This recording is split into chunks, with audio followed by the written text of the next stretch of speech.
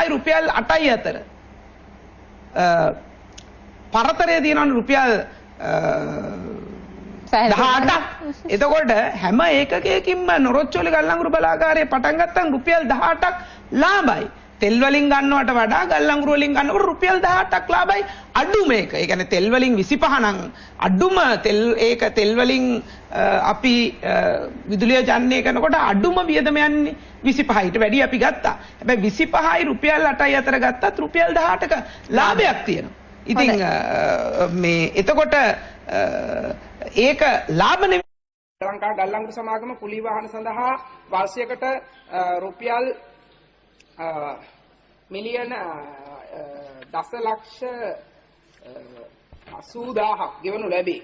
එතුමිය කිව්වා මේ විදුලි ආයන්නේ තුන්වෙනි එක කුලී පදනම යටතේ ගන්නා ලද වාහන වලට මිලියන දශලක්ෂ 82000ක් ගෙවනවා කියලා. ඒ කියන්නේ බිලියන 82ක් කුලී පදනම යටතේ මේ ඔබතුමියම කියපු පිළිතුරේ එච්චර ලොකු මුදලක් ගෙවනවද?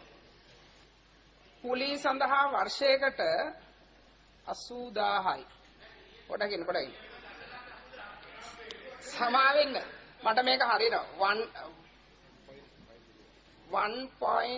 මිලියන් ගණන් නම් මට දී එකක් තියෙනවා. මට මේක 80000යි සමාවෙන්න. 6,80,000යි 16,80,000යි. අපිට මනුස්ස ස්වභාවය මේ අකුරක් ඉලක්කමක් එහෙම වෙලා කියවෙන්න පුළුවන්. මම සභාගත කරනවා උත්තරය සමාවෙන්න. හොඳයි කරුණාකරලා සභාගත කරනවා 16,80,000. ගණන් වැරදුනොත් ඔබතුමියට හොඳ නෑ. ඒඳ හරියට අපහු කියන්න ගණන්. 16,80,000යි. මට ගණන් වලට විශිෂ්ට සම්මානයක් තියෙනවා සර්.